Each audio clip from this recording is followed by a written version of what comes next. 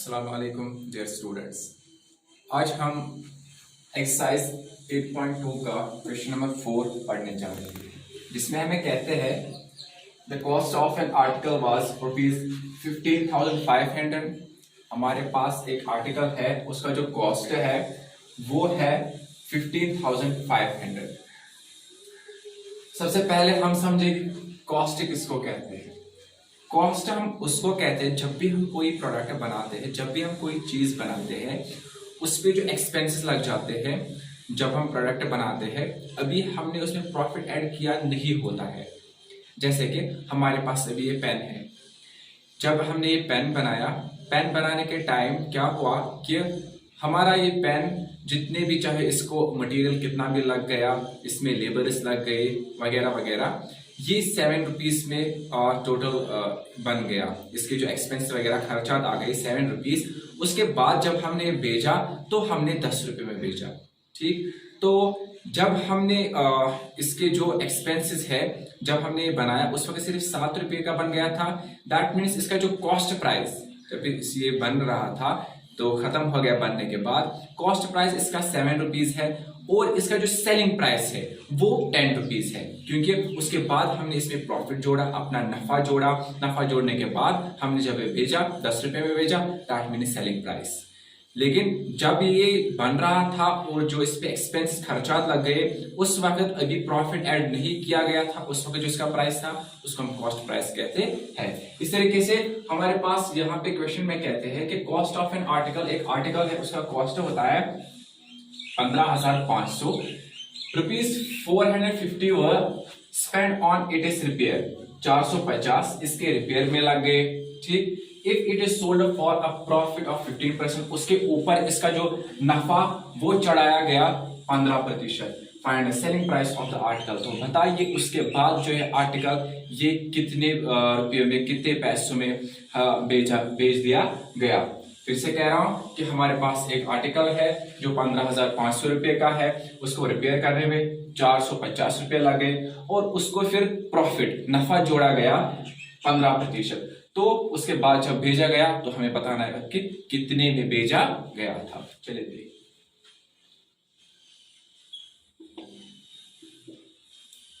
अगर हम सबसे पहले देखेंगे total cost of an article, total cost of an article, एक कोई आर्टिकल उसका जो टोटल कॉस्ट है वो टोटल कॉस्ट इसका होता है कॉस्ट प्लस ओवरहेड एक्सपेंसेस, बराबर होता है कॉस्ट प्लस ओवरहेड एक्सपेंसेस। एक तो कॉस्ट, जो इसका कॉस्ट है, ओवरहेड एक्सपेंस और उसके ऊपर इसके खर्चात कौन से लगे, ये टोटल कॉस्ट है हमारे आर्टिकल का। अगर हम देखेंगे इसमें जो कॉस्ट है वो 15,500 प्लस 450, अगर हम इसमें देखेंगे इन दोनों का प्लस, एक तो कॉस्ट है 15,500 और उसके अलावा जो इसमें हमारे ओवरहेड एक्सपेंसेस यानी खर्चा आ जाते हैं रिपेयर पे, वो 450 आ जाते हैं। ठीक, इन दो का जब हम प्लस करेंगे तो वो प्लस करने के बाद इनका बन जाता है 15,950। 15,950 रुपए जो है ये टोटल जो है total cost of an article, ये इसका टोटल कॉस्ट है। अब इसी टोटल कॉस्ट पे हम देखेंगे कि हम 15% जो है प्रॉफिट इसमें जोड़ देंगे। पहले देखेंगे 15% कितना निकलता है इसका। ठीक, अगर हम देखेंगे जो हमारा प्रॉफिट परसेंट है,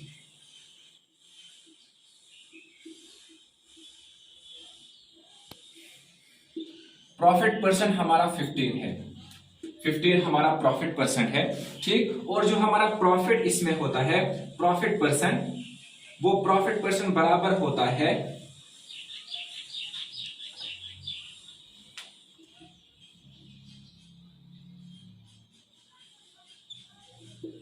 प्रॉफिट परसेंट जो है वो प्रॉफिट परसेंट बराबर होता है profit divide by cost price, profit divide by cost price CP cost price into 100। Profit percent यहां पर हमें पता है 15 के बराबर है, और प्रॉफिट जो हमें पता अभी है नहीं। कॉस्ट प्राइस तो हमारा निकला 15950, लेकिन जो प्रॉफिट है वो अभी हमें पता है नहीं। जो प्रॉफिट हम यहां से हासिल कर सकते हैं, प्रॉफिट परसेंट 15 है, प्रॉफिट परसेंट 15 ऐसे आया, प्रॉफिट हमें पता है नहीं, प्रॉफिट ऐसे लिखेंगे, प्रॉफिट यानी कि नफा। कॉस्ट प्राइस सीपी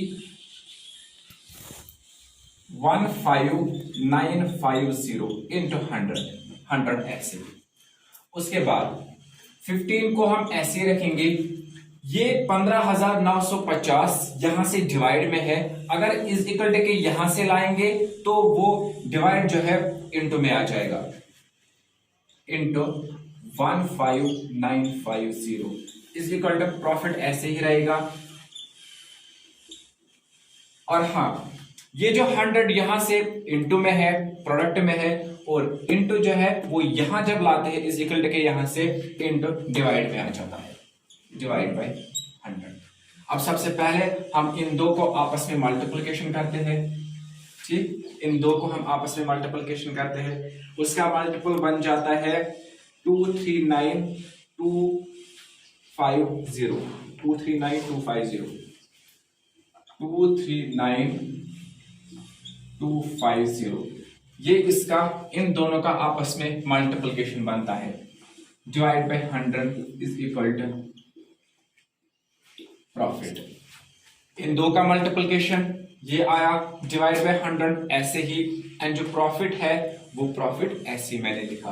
अब इन दो को आपस में हम डिवाइड करेंगे, जब इसको इसके साथ हम डिवाइड करते हैं तो वहां से हमें आता है 239.50 इज इक्वल टू जो है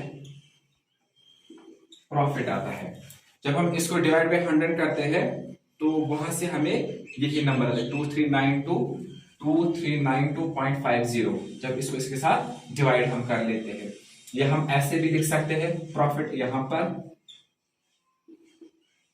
बराबर है 2392.50। जब हमने इन दो को आपस में मल्टीप्लिकेशन किया, ये नंबर आया, डिवाइड ऐसे इसको इसके साथ डिवाइड किया तो यहां से ये नंबर आया, ताकि से इसमें हमारा क्या निकला, प्रॉफिट। लेकिन हमारा क्वेश्चन हमें कहते हैं आप इसका सेलिंग प्राइस बताइए, जो हमारा आर्टिकल है उसका सेलिंग प्राइस बताइए। पहले मैं इसको इरेज कर लेता हूं, तो यहां पे मैंने इरेज किया, यहां से हमारा जो प्रॉफिट है वो ये निकला। हमें निकालना है सेलिंग प्राइस क्या है, देयरफॉर हम कह सकते हैं कि इसमें जो हमारा selling price of the article, selling price of the article, जो सेलिंग प्राइस आर्टिकल का होता है वो कॉस्ट प्राइस प्लस प्रॉफिट होता है, यानी कि सीपी प्लस प्रॉफिट। एक तो कॉस्ट प्राइस और जो उस पर प्रॉफिट चढ़ेगा, जैसे कि पहले मैंने कहा था कि हमारा पेन उसका कॉस्ट प्राइस 7 रुपीज है, प्रॉफिट चढ़ाएंगे 3 रुपीज, हो गया 10 रुपीज। इस तरीके से कॉस्ट प्राइस जो है, हमारा कॉस्ट प्राइस क्या निकला था इसमें 15950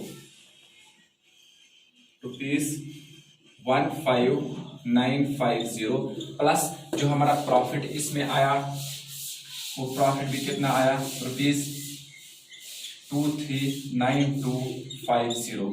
इन दो का हम आपस में जब प्लस करेंगे, इन इसको और इसको आपस में प्लस करने के बाद 18342 रुपीज 18342.50, ये जो है ये इसका आंसर है, यानी कि सेलिंग प्राइस है। तो इस तरीके से आपको समझ में आया होगा कि हमें जो इसका सेलिंग प्राइस निकालना था, सबसे पहले हमारे पास जो आर्टिकल उसका ये उसकी ये कीमत थी, उसके रिपेयर पे इतना लग गया, और प्रॉफिट हमने 15% इस पे कैलकुलेट किया।